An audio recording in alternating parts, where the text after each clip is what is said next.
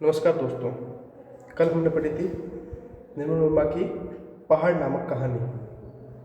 आज हम उससे आगे बढ़कर पढ़ेंगे भीष्म साहनी की अमृतसर आ गया कहानी। भीष्म साहनी की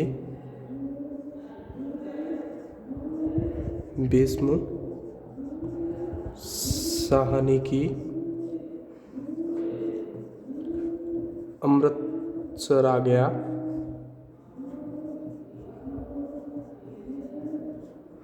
नामक कहानी। ठीक है, भीष्म साहनी की ये कहानी है अमृतसर आ गया। ये कहानी इनके कहानी संग्रह पटरिया नामक कहानी संग्रह आया था इनका।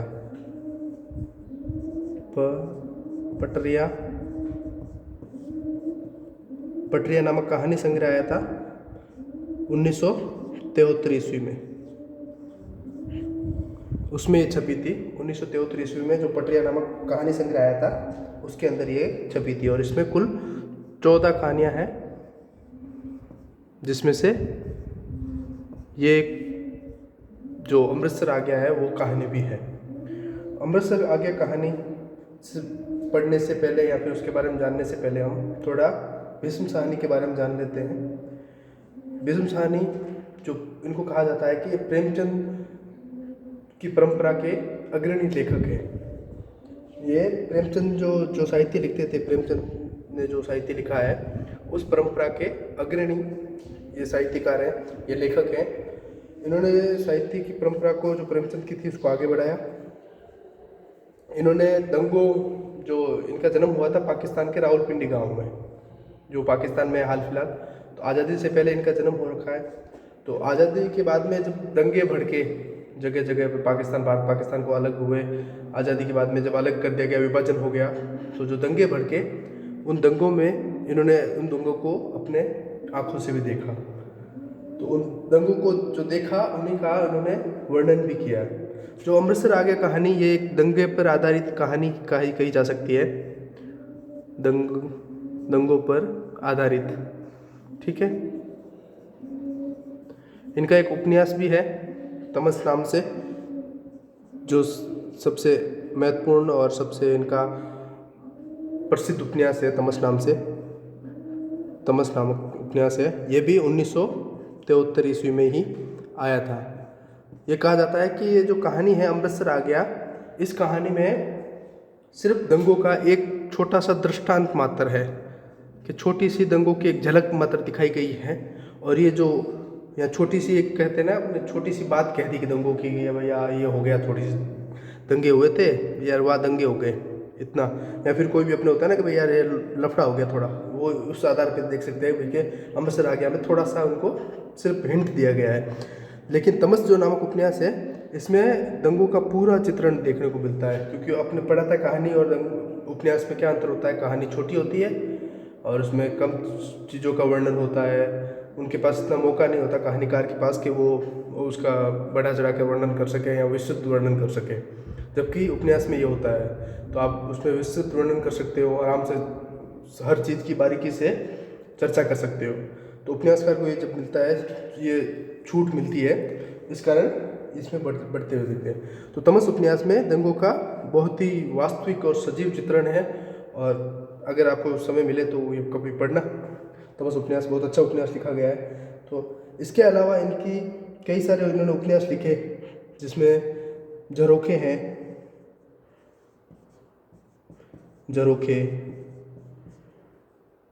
तमस हो गया, झरोखे, तमस, मैया दास की माड़ी और कुंतो, एक है नीलिमा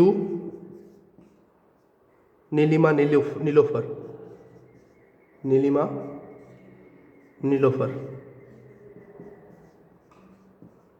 ये इनके उपन्यास है।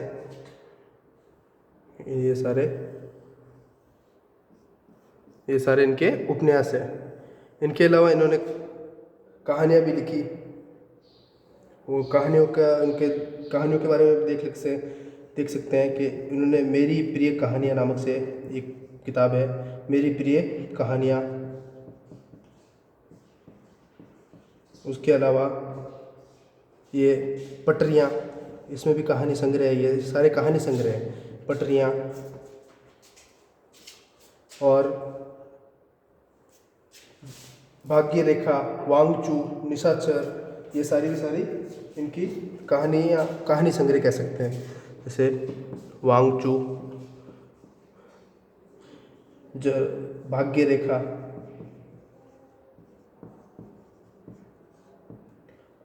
वांगचू हो गया, भाग्य रेखा हो गया और ये पटरियाँ हो गई, ये इनकी कहानी संग्रह है। इनके अलावा इन्होंने जो नाटक लिखा ये हो गया क्या, उपन्यास, ये हो गए कहानी संग्रह, कहानी संग्रह। ठीक है, ये ऊपर वाले उपन्यास हो गए, नीचे वाले कहानी संग्रह हो गए। इसके बाद में इनके नाटक भी आते हैं, जिसमें हानुस, माधवी, कबीरा खड़ा बाजार, कबीरा खड़ा बाजार में,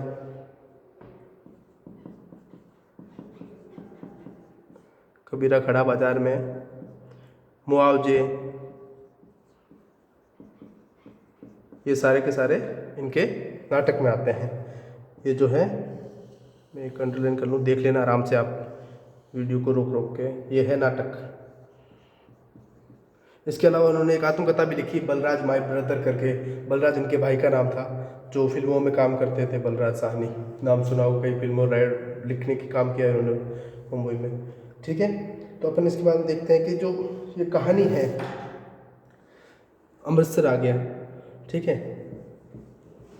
अमृतसर आ गया जो कहानी है उसके अंदर क्या है, इन्होंने विभाजन के समय जो त्रासदी हुई थी, जब लोगों के अंदर आपसी बैर बढ़ने लगा, उस समय का चित्रण है कि कुछ देर पहले तो जो आपस में प्रेम से रह रहे थे, जिनके बीच में प्रेम था, वो अचानक से ऐसा क्या हो गया एक रात में कि कितना बड़ा बदलाव आ गया।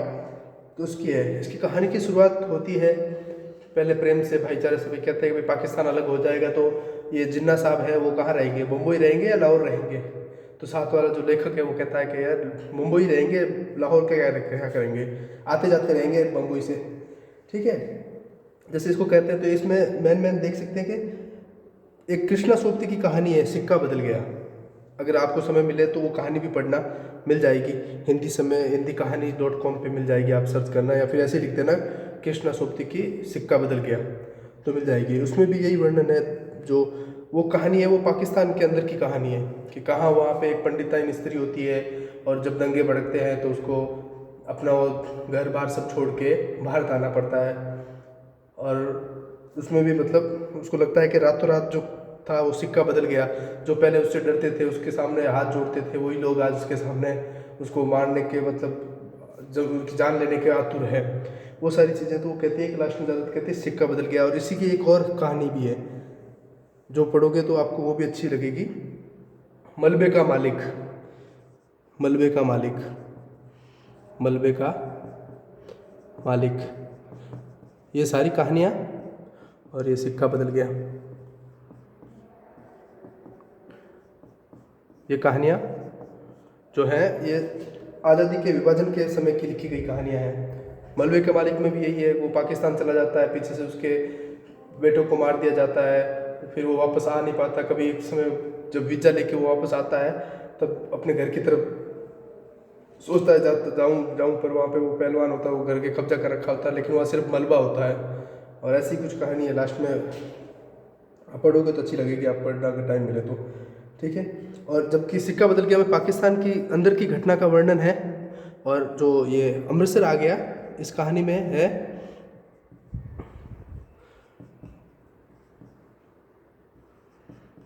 अमृतसर आ गया कहानी में जो वर्णन है वो है आज़ादी विभाजन जो हुआ है उसके बाद का, विभाजन होने के बाद का एक ट्रेन है। इसमें देखने मतलब क्या है कि इसमें कहानी में कथा वस्तु क्या है कि एक ट्रेन है जो पाकिस्तान के लाहौर से चली है और वो अमृतसर पहुंचनी है। उसके बीच में एक कहानी है, उसमें लेखक को मतलब जो रेल के अंदर जो बैठे हैं लोग, उनके ऊपर उनको आधार बनाकर उनके पात्रों को लेकर ये कहानी लिखी है कि कैसे उन पात्रों के अंदर भी मतलब बदलाव आता है। जब रेलगाड़ी स्टार्ट होती है तब उनके हाव भाव और जो आपसी प्रेम भाईचारा था वो अलग होता है। जब कहानी अमृतसर तक पहुंचती है तब तक वो अलग बदल जाती है। इसमें विभाजन की जो परिस्थितियों का चित्रण किया गया है। और ये कहानी अगर देखें तो किस शैली में लिखी गई है, इसमें लेखक खुद भी है। तो लेखक ने अपने पात्र चरित्र देख लेते पहले, इससे कहानी किस शैली में लिखी गई है उससे आपको थोड़ा फायदा होगा कि पात्र कौन कौन से हैं इसमें कहानी में। जो पात्र चरित्र देख लेते हैं। पात्र इसमें है, एक तो लेखक खुद है, लेखक खुद है, लेखक स्वयं है। इसके अलावा इसमें एक सरदार जी हैं, सरदार जी हैं,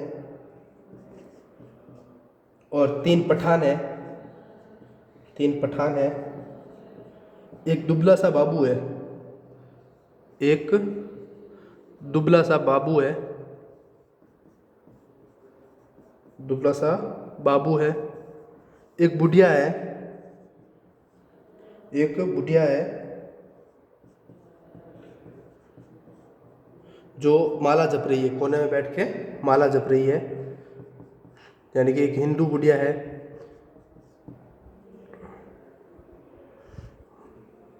माला जप रही है तो इसको मतलब माला जप रही है तो हिंदू बुढ़िया ही होगी, देखने से सीधा पता चल रहा है। और इसके अलावा एक बीच में जब गाड़ी रुकती है कहीं पे तो एक लटकती मूंछों वाला एक हिंदू परिवार आता है, लटकती मूंछों वाला एक व्यक्ति आता है, मूंछों वाला मुसाफिर आता है जो गरीब लग रहा है देखने से, शरीर शक्ल में, शरीर में उसके कपड़े पहने हुए हैं, और उसकी बेटी वगैरह है, उसकी पत्नी और बेटी भी है उसके साथ में, उसकी पत्नी और बेटी ये भी है उसके साथ में। इसके अलावा एक और परिवार बाद में आता है जो एक गरीब मुस्लिम आदमी है, एक गरीब मुस्लिम मुसाफिर है जो भी उसको भी मतलब कहीं जाना होता है, क्योंकि दंगे बढ़ गए हैं तो सब एक दूसरे से कहीं जाने की सोचते हैं कि जो सही जगह है वहाँ चले जाएं। एक गरीब मुसाफिर और उसकी पत्नी, ठीक है। ये कहानी है, मुख्य कैरेक्टर ये है। ये कहानी मुख्यतः ये 3 पठान और एक दुबला सा बाबू, मुख्यतः तो एक दुबला से बाबू के मध्य ही चलती है। 3 पठान उसके ऊपर व्यंग करते हैं कि तू क्या कर रहा है, ये ले मीट खा ले, एक बोटी खा ले, तू दाल पीता है इसलिए तू इतना सूखा हुआ सा है, अगर मीट खा लेगा तो तू हट्टा कट्टा हो जाएगा और सब तेरे से खुश रहेंगे, तेरी बीवी भी खुश रहेगी। ऐसे ऐसे कमेंट करते हैं और फिर हंसते हैं। ट्रेन में सब हंस रहे होते हैं शुरुआत में, और बाद में ये कहता है भाई तू मीट खा ले, मैं भी दाल तेरे साथ दाल खाएंगे हम, तू मीट खा ले हमारे साथ, और यहाँ कौन देख रहा है, हम तेरी बीवी से नहीं कहेंगे। ऐसे मजाक करता है, बाबू चुपचाप सुनता रहता है। फिर एक जगह लगता है कि दंगा भड़क गया है, कहीं एक जगह ट्रेन रुकती है तो पता चलता है, दंगे का थोड़ा असर दिखता है, तो दंगे को लगता है असर। उसके बाद में क्या होता है कि उसके ऊपर व्यंग करते हैं दुबला बाबू पे जो पठान लोग हैं, और बाद में सब गाड़ी वाले भी हंस रहे होते हैं। जब लगता है कहीं ट्रेन कहीं पहुंच गई है और जहाँ पे लगता है कि दंगों का माहौल है, थोड़ा बहुत कहीं पे जले गले आवाज़ आ रही है, कहीं पे धुएं उठ रहे हैं, कहीं पे मतलब गाड़ियाँ वाड़ियाँ मतलब जलने की लग रहा है, कहीं कुछ जला है, कहीं पे कुछ मारकाट वगैरह हो रही है, ऐसे लगता है। सबको एक माहौल होता है ना कि पता चल जाता है। जैसे अपन बस से कभी जा रहे होते हैं, कहीं पे कुछ कहीं एक्सीडेंट हो रखा होता है, सीधे सब वही देखने लग जाते हैं ना, कि पता चल जाता है सबको, बस में सबको पता चल जाता है कि कहीं कहीं कुछ हुआ है तभी उधर देख रहे हैं। या बस से या फिर कहीं से भी अपन जा रहे होते हैं किसी गाड़ी वाड़ी से, तो आपको पता चल जाता है कि कुछ हुआ है। वही ऐसे ही कुछ माहौल वहाँ उस समय का भी है, तो कहीं पता चलता है तो कोई खिड़की एक बंद कर देता है कि कुछ दंगे होंगे भड़क रहे, कोई लोग आ रहे होंगे, तो जब बंद कर देते हैं। इस पर एक तमस नाम तमस जो उपन्यास है उसमें एक मूवी भी बन रखी है तमस नाम से ही, ओमपुरी उसमें एक्टिंग की है ओमपुरी ने, वो देखना। अगर उपन्यास ना पढ़ सको तो वो मूवी देख लेना, वो भी एक अच्छी तरह से मतलब कैसे अंग्रेज़ों ने हिंदू मुसलमानों के अंदर लड़ाई डालने की जो शुरुआत की थी और वो वहीं से स्टार्ट हुई और आज़ादी को मतलब छिन भिन कर दिया पूरा।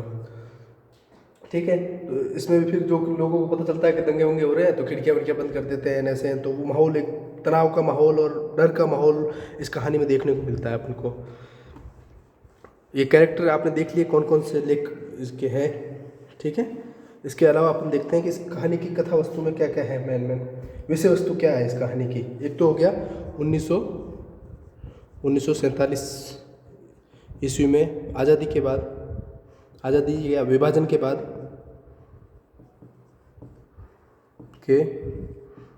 की स्थिति का वर्णन, स्थितियों का वर्णन, दंगों का वर्णन, उसके अलावा सांप्रदायिक तनाव देखने को मिलता है, उसका वर्णन देखने को मिलता है अपन को।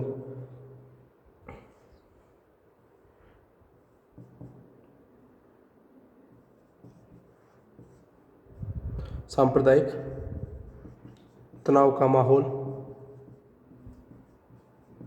सांप्रदायिक तनाव का माहौल। और जो इसमें एक चीज़ और देखने को मिलती है, जो आते हैं ना गरीब मुसाफिर जो बाद में चढ़ने के लिए आते हैं, तो वो सारे गरीब आते हैं। जैसे जिसमें आपने देखा था, जो एक पति पत्नी है, दुबला सा है, जो उसके खराब कपड़े पहन रखे हैं। एक मुस्लिम परिवार आता है, वो भी गरीब मुस्लिम परिवार है। तो ये इसके बाद जो वर्ग वैमनस्य है, जो दो वर्गों के बीच में, उच्च वर्ग और निम्न वर्ग के बीच में जो अंतर है, उन्हीं अंतरों के आधार पर ये कहानी देखने को, उसमें भी मतलब कैसे उन अंतर के कारण लोगों के नज़रिए में बदलाव आता है, उनके प्रति देखने की उनकी जो बदलाव है उसमें आता है, तो वो भी देखने को मिलता है। जो आपसी भाईचारा था,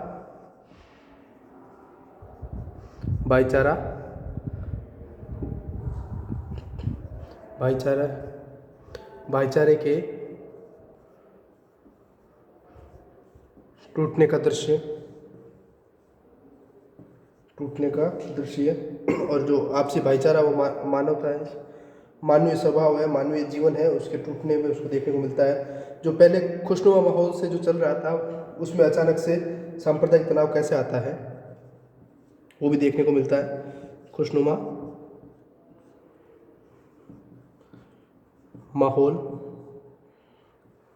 में अचानक आया सांप्रदायिक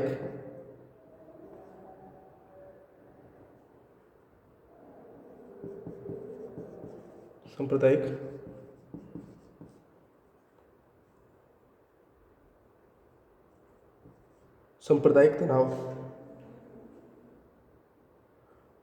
अब अचानक जो सांप्रदायिक तनाव आता है वो देखने को मिलता है इसमें। और इसके अलावा जो कहानी है वो देखते हैं कि कैसे कैसे आगे बढ़ती है, उसमें मेन क्या है। तो उसमें 4 पॉइंट अपन को देखने को मिलते हैं। 4 तरह से मतलब उसको आप विभाजन कर सकते हो इस कहानी का, कि क्या क्या है। एक तो पहले पठान द्वारा बाबू का मजाक उड़ाया जाना, बाबू का मजाक उड़ाना। उसके बाद में दूसरा आता है, जो नए निर्दोष लोग आते हैं, नए निर्दोष जो हिंदू परिवार आता है, नए निर्दोष, उनको बाहर कर दिया जाता है, भाई कि तुम आओ मत, हाँ यह जगह नहीं है। और वो दंगों के कारण किसी को और को आना नहीं देना चाहते, हिंदू यात्रियों को पठान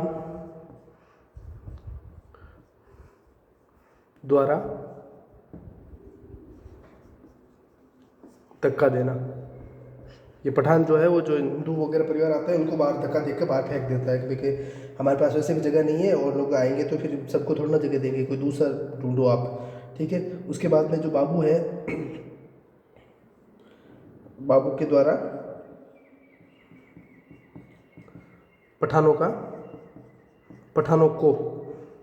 बाबू के द्वारा पठानों को गाली देना। पहले वो उसका मजाक उड़ा रहे थे जब वो पाकिस्तान के अंदर थे, जब क्योंकि वो समझ रहा था, बाबू समझ रहा था। उसके बाबू का आपको नाटकीय कैरेक्टर देखने को मिलेगा, एक अलग प्रकार का उसके अंदर मन के अंदर द्वंद चल रहा है। तो इसलिए ये कहानी एक तो कह सकते हैं अपन मैं शैली में लिखी गई है, मैं शैली में लिखी गई है। और एक मनोविश्लेषण जो कहानी है उसको भी अपन मान सकते हैं कि भाई ये मनोविश्लेषणात्मक कहानी है।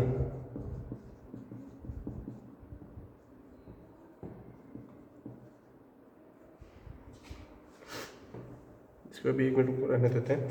मनोविश्लेषणात्मक कहानी है, इसको भी मान सकते हैं। इसके बाद में जो ये पठानों को गाली देता है, जब ये इसका जब ये पता चलता है बाबू को कि हम भाई आ गए हैं अमृतसर, मतलब हिंदुस्तान की पाकिस्तान की बॉर्डर क्रॉस करके हिंदुस्तान में पहुंच गए हैं, तब वो जाता है बाहर, एक लोहे की छड़ लेके आता है, रोड लेके आता है, और फिर पठानों को गाली देते हैं। तब तक पठान भी किसी दूसरे डब्बे में चले जाते हैं। जब गाली देता है तो पठान बाद में, जब ये रोड लेने चला जाता है तो पठान दूसरे डब्बे में चले जाते हैं, वापस आता है तो वो दिखते नहीं है। उसके बाद में एक जो है एक निर्दोष जो बाद में परिवार आता है, मुसलमान परिवार आता है, जो नया निर्दोष मुस्लिम परिवार आता है, मुस्लिम को बाबू अपने उस जो रोड लेके आता है, वो जिसको पठानों को मारने के लिए लेके आता है, द्वारा रोड से मारना। ये कहानी ऐसे 4 भागों में आगे बढ़ती है कि पहले में वो बाबू का मजाक उड़ाते हैं, वो चुपचाप बैठा है, सब एक हंसी खुशी का माहौल है। और उसके बाद में जब हिंदू यात्री उसमें चढ़ने की कोशिश करते हैं तो वो उसको उठा के बाहर फेंक देता है पठानों के द्वारा। पठान उसको वो कहते हैं जगह नहीं है भाई, तू यहाँ क्या कर रहा है, तू बाहर निकलो, हमारे खुद के पास जगह नहीं है, तुम्हारे कहाँ बैठने को देंगे। तो जब फिर बाबू उस समय कुछ कहता नहीं है, पर गुस्सा आता है उसको, लेकिन कह नहीं पाता क्योंकि उस समय उसको लगता है कि पाकिस्तान में है और हमारे ऊपर गड़बड़ हो सकता है।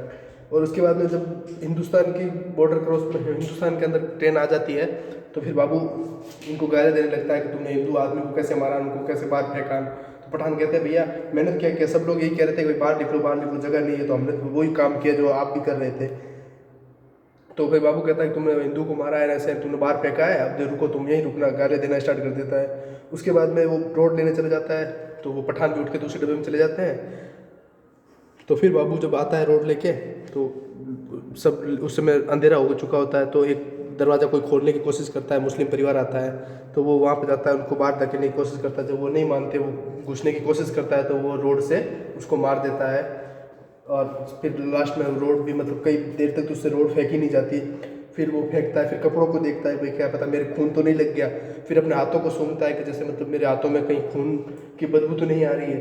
फिर वो चुपचाप से आके बैठ जाता है। फिर सरदार जी भी मतलब वो कहानी वो कहते हैं, सुबह जब उठते हैं तो कहते हैं कि यार तुम तो बहुत जिगर वाला आदमी, तुम डरपोक आदमी नहीं है, तुम पतला पतला दिखता भले ही है, तो जिगर वाला है, अगर तू पठान यहाँ रहते तो उसका एक न एक का सर फोड़ देता।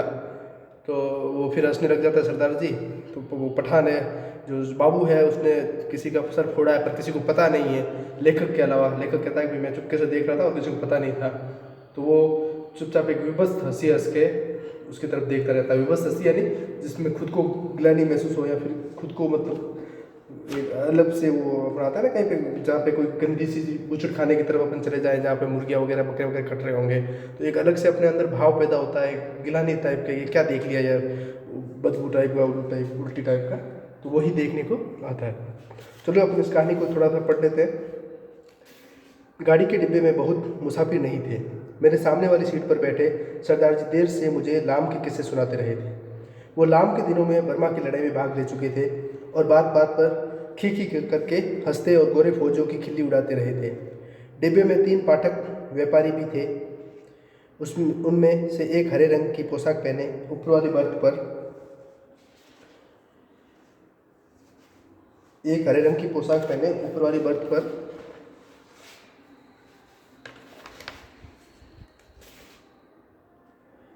लेटा हुआ था। वो आदमी बड़ा हंसमुख था और बड़ी देर से मेरे साथ वाली सीट पर बैठे एक दुबले से बाबू के साथ उसका मजाक चल रहा था।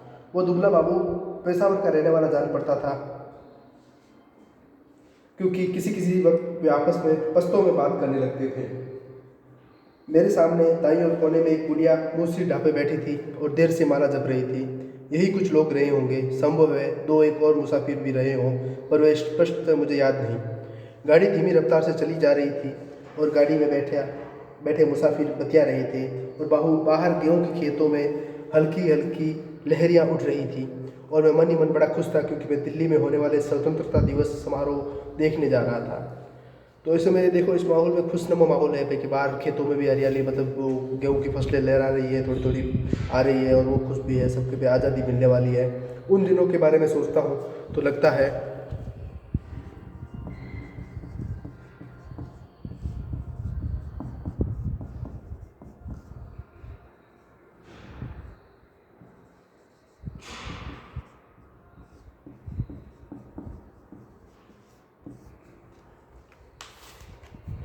उन दिनों के बारे में सोचता हूँ तो लगता है हम किसी झुटपुट में जी रहे थे। शायद समय बीत जाने पर अतीत का सारा व्यापार ही झुटपुट में बीता जान पड़ता है। जो जो भविष्य के पट खुलते जाते हैं यह झुटपुटा और भी गहराता चला जाता है।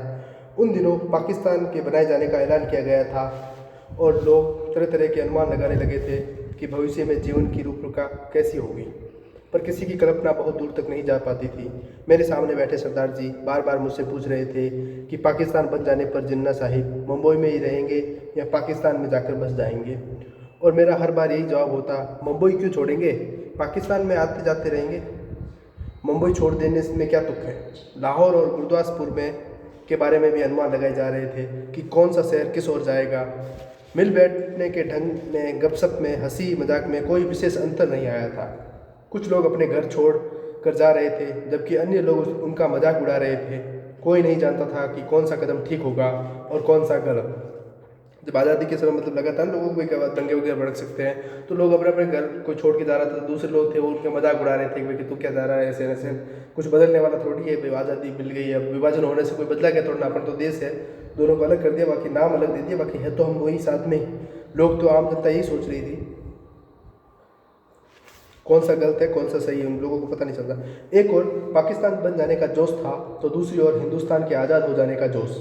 जगह जगह दंगे भी हो रहे थे और योम आज़ादी की तैयारी भी चल रही थी, मतलब आज़ादी के उत्सव की तैयारी चल रही थी और दंगे भी चल रहे थे साथ साथ में। इस पृष्ठभूमि में लगता देश आज़ाद हो जाने पर दंगे अपने आप बंद हो जाएंगे। वातावरण के इस चटपुट में आज़ादी की सुनहरी धूल सी उड़ रही थी और साथ ही साथ अनिश्चय भी डोल रहा था, और इसी अनिश्चय की स्थिति में किसी किसी वक्त भावी रिश्तों की रूपरेखा झलक दी जाती है। शायद झेलम स्टेशन पीछे छूट चुका था जब ऊपर वाली बर्थ पर बैठे पठान ने एक पोटली खोल ली और उसमें से उबलता हुआ मांस और नान रोटी के टुकड़े निकाल निकाल कर अपने साथियों को देने लगा। फिर वो हंसी मजाक के बीच मेरी बगल में बैठे बाबू की ओर नान का टुकड़ा और मांस की बोटी बढ़ाकर खाने का आग्रह करने लगा था।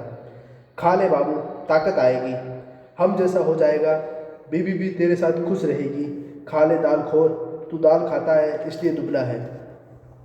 डिब्बे में लोग हंसने लगे थे। बाबू ने पश्तो में कुछ जवाब दिया और फिर मुस्कुराता सिर हिलाता रहा।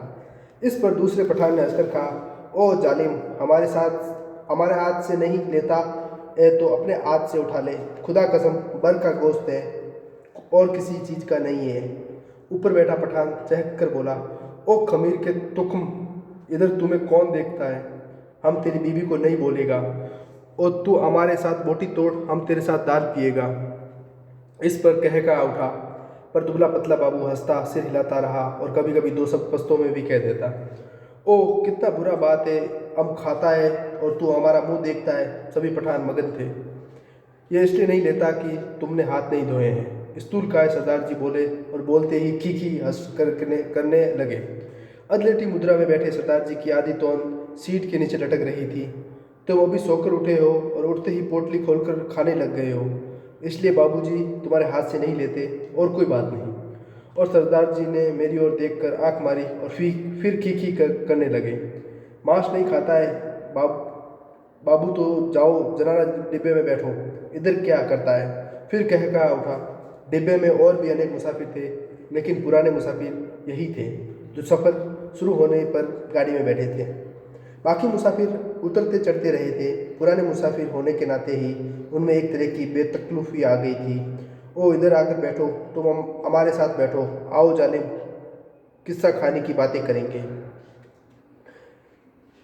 तभी किसी स्टेशन पर गाड़ी रुकी और नए मुसाफिरों का रेला अंदर आ गया था। बहुत से मुसाफिर एक साथ अंदर घुसते चले आए। कौन सा स्टेशन है, किसी ने पूछा। वजीराबाद है शायद। मैंने बाहर की ओर देखकर कहा। गाड़ी वहाँ थोड़ी देर के लिए खड़ी रही, पर छूटने से पहले एक छोटी सी घटना घटी। एक आदमी साथ वाले डिब्बे में से पानी लेने उतरा और नल पर जाकर पानी लोटे में भर रहा था। जब वो भागकर अपने डिब्बे की ओर लौट आया, छलछलाते लोटे में से पानी गिर रहा था, लेकिन जिस ढंग से वो भागा था उसी ने बहुत कुछ बता दिया था।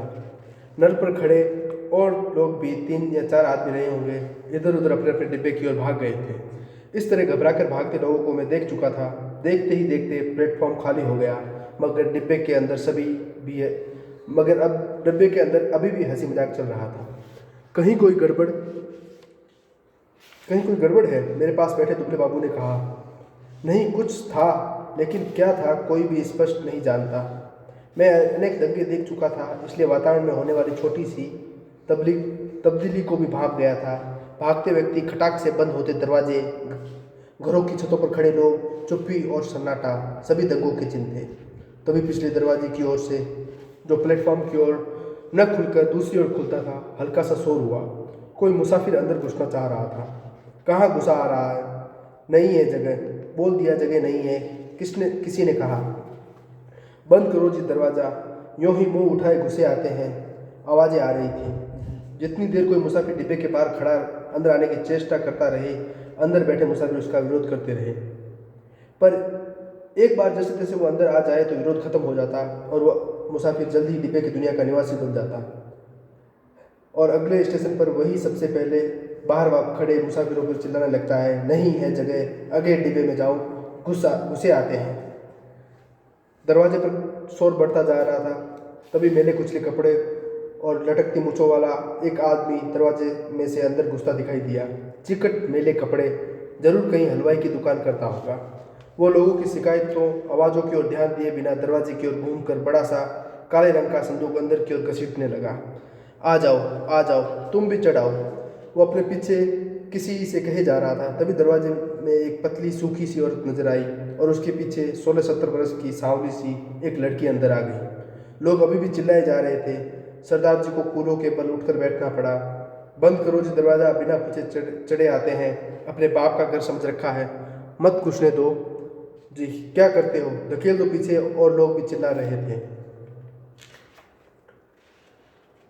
वो आदमी अपना सामान अंदर घसीटे जा रहा था और उसकी पत्नी और बेटी संडास के दरवाजे के साथ लगकर खड़ी थी।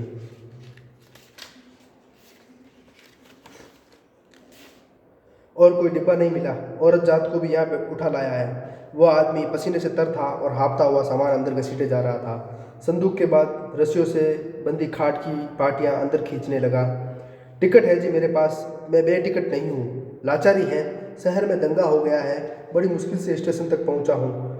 इस पर डिब्बे में बैठे बहुत से लोग चुप हो गए, पर बर्थ पर बैठा पठान उचक कर बोला, निकल जाओ इधर से, देखता नहीं है इधर जगह नहीं है। और पठान ने आओ देखा न ताओ आगे बढ़कर ऊपर से ही उस मुसाफिर की लात जमा दी। पर लात उस आदमी को लगने के बजाय उसकी पत्नी के कलेजे में लगी और वो वहीं हाय हाय करती बैठ गई। उस आदमी के पास मुसाफिरों के साथ उलझने के लिए वक्त नहीं था। वो बराबर अपना सामान अंदर घसीटे जा रहा था, पर डिब्बे में मौन छा गया। खाट की पट्टियों के बाद बड़ी बड़ी गठरियाँ आई। इस ऊपर बैठे पठान की सहन क्षमता चूक गई। निकालो इसे, कौन है ये, वो चिल्लाया। इस पर दूसरे पठान ने, जो नीचे की सीट पर बैठा था, उस आदमी का संदूक दरवाजे में से नीचे धकेल दिया, जहाँ लाल वर्दी वाला एक कुली खड़ा सामान अंदर पहुंचा रहा था। उसकी पत्नी के चोट लगने पर कुछ मुसाफिर चुप हो गए थे। केवल कोने में बैठी बुढ़िया कुर्लाए जा रही थी। ए नेक वक्तों, बैठने दो, आजा बेटी, तू मेरे पास आजा, जैसे तैसे सफ़र काट लेंगे, छोड़ो वे जालिमों, बैठने दो। अभी आधा सामान ही अंदर आ पाया होगा कि सहसा गाड़ी सरकने लगी। छूट गया, सामान छूट गया, वह आदमी बहदवास सा होकर चिल्लाया। पिताजी, सामान छूट गया। संडास के दरवाजे के पास खड़ी लड़की सिर से पांव तक कांप रही थी और चिल्लाए जा रही थी, उतरो, नीचे उतरो। वो आदमी हड़बड़ा कर चिल्लाया और आगे बढ़कर खाट की पाटियाँ और गठरियाँ बाहर फेंकते हुए दरवाजे का डंडहरा पकड़कर नीचे उतर गया। उसके पीछे उसकी भयाकुल बेटी और फिर उसकी पत्नी कलेजों को दोनों हाथों से दबाए हाय हाय करती नीचे उतर गई। बहुत बुरा किया है तुम लोगों ने, बहुत बुरा किया है, बुढ़िया ऊंचा ऊंचा बोल रही थी। तुम्हारे दिल में दर्द मर गया है, छोटी सी बच्ची उसके साथ थी। बेरहमो, तुमने बहुत बुरा किया है, धक्के देकर उतार दिया है। ये कहानी है, यहीं तक देखते हैं। उसके बाद में कल पूरा कर लेंगे इस कहानी को, तो ज़्यादा बड़ी है तो क्लास सबकी बड़ी रहेगी, इसलिए कल देख लेंगे। और उसके बाद में कल एक दिल्ली की मौत और 2 ही दिन में ये किताब ख़त्म कर देते हैं। फिर उसके बाद आपका गबन स्टार्ट करते हैं। ठीक है, ठीक है, धन्यवाद।